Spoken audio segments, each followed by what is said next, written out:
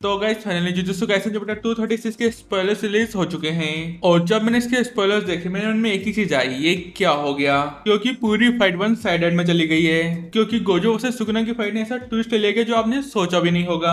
और इस चैप्टर को पढ़ने के बाद बहुत सारे गोजो फैन बहुत ही ज्यादा डिसअपॉइंट होने वाले हैं क्योंकि इस चैप्टर में कुछ हुआ ही ऐसा है। तो बिना टाइम वेस्ट करे वीडियो स्टार्ट करते हैं। तो ये चैप्टर स्टार्ट होता है गेटो से जो गोजो को हाई कर रहा था कि बेवकूफ तुम कैसे हो, और फिर गोजो उसके रिप्लाई में कहता है चुप रहे हो। गोजो काफी उदास लगता है। गोजो ने अपने स्टूडेंट्स को बोला था जब भी तुम मरोगे तुम अकेले होगे और वो होप करते हैं बस ये इमेजिनेशन हो। और फिर एकदम से गेटो गोजो से पूछता है कि किंग ऑफ कर्सेस कैसा है, आई मीन सुकुना। गोजो उसके रिप्लाई में कहता है कि सुकुना सुकुना बहुत ही ज्यादा पावरफुल था और यहाँ तक कि वो इतना पावरफुल था कि वो मेरी फाइट में फुल ऑल आउट गया भी नहीं था। और यहाँ पर गोजो खुद कहता है कि उसे नहीं पता कि वो सुकुना से वन ऑन वन फाइट जीत पाएगा या भी नहीं। और यहाँ पर गोजो ये भी मेंशन करता है कि उसे नहीं पता कि सुकुना के पास मेगमी की टेक्निक नहीं भी होती तो भी क्या वो उसे वन ऑन वन हरा पाता। और फिर गेटो कहते हैं शायद लोगों में से सुकुना ही ऐसा था जो तुमको पावर में सेटिस्फाई कर पाया। और फिर गोजो कहता है कि मैंने इस फाइट में अपना 100% दिया है।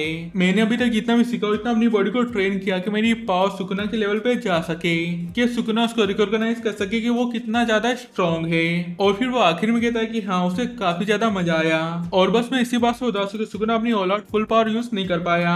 और फिर गेटो कहता है मुझे तुमसे थोड़ी जलन हो रही है मगर गोजो सेटिस्फाई है तो मैं खुश हूँ। और फिर गोजो कहता है कि वो और भी ज्यादा सेटिस्फाई होता है गेटो उसके साथ होता और वो भी बाकी की तरह उसकी पीठ थपा के उसको फाइट के लिए मोटिवेट करता। मगर इन दी एंड गोजो काफी खुश होता है। और फिर गोजो कहता है कि मैं काफी खुश हूँ कि मैं मानो कैसे इंसान सोच दुनिया के सबसे ताकतवर है और ना कि कोई फालतू डिसीज से।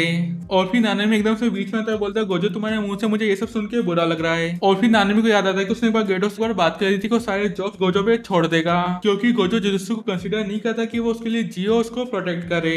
वो बोलता है गोजो एकदम का ठग इंसान है क्योंकि वो सोसो जुजुत्सु को यूज करता है अपने आप को सेटिस्फाई फील करवाने के लिए। और फिर नानमी कहता है कि मैं तुम्हें तुम्हारे लास्ट मोमेंट पे जज नहीं करूंगा क्योंकि मैं तुम्हारे लिए बहुत सिंपैथाइज हूँ। और फिर गोजो उसे थैंक्स बोलता है। और फिर गोजो नानमी से पूछता जब तुम मर रहे थे तुम्हारे लास्ट मोमेंट कैसे थे। और फिर नानमी बोलता है उसके लास्ट मोमेंट पे मई सान ने उसको बताया था कि अगर तुम्हें अपनी लाइफ की किसी दूसरी साइड को देखना चाहते हो तो नॉर्थ की तरफ मुंह कर जाओ और अगर सेम वैसे ही रहना है तो साउथ की ओर। और फिर नानमी कहता है कि मैं साउथ की ओर गया और नानमी कहता है कि मेरी लाइफ के लास्ट मोमेंट इतने बुरे भी नहीं थे थैंक्स टू हाइबारा। और फिर हमें एंड में दिखाया जाता है गोजो सबसे फेयरवेल कर रहा है एक बड़ी स्माइल के साथ और वो बहुत खुश है कि उसको एक ऐसी लाइफ जीने का मौका मिला जिसमें उसके कलीग्स उसके साथ थे। और फिर सीन चेंज होता है और हम देखते हैं गोजो जमीन पे पड़ा हुआ है, उसके मुंह से खून निकल रहा है और उसकी बॉडी दो हिस्सों में कट चुकी है। और नेक्स्ट सीन में हमें सुखना को दिखाया जाता है जो कि एक्सप्लेन करता है मोहरागा की एडेप्टेबिलिटी को।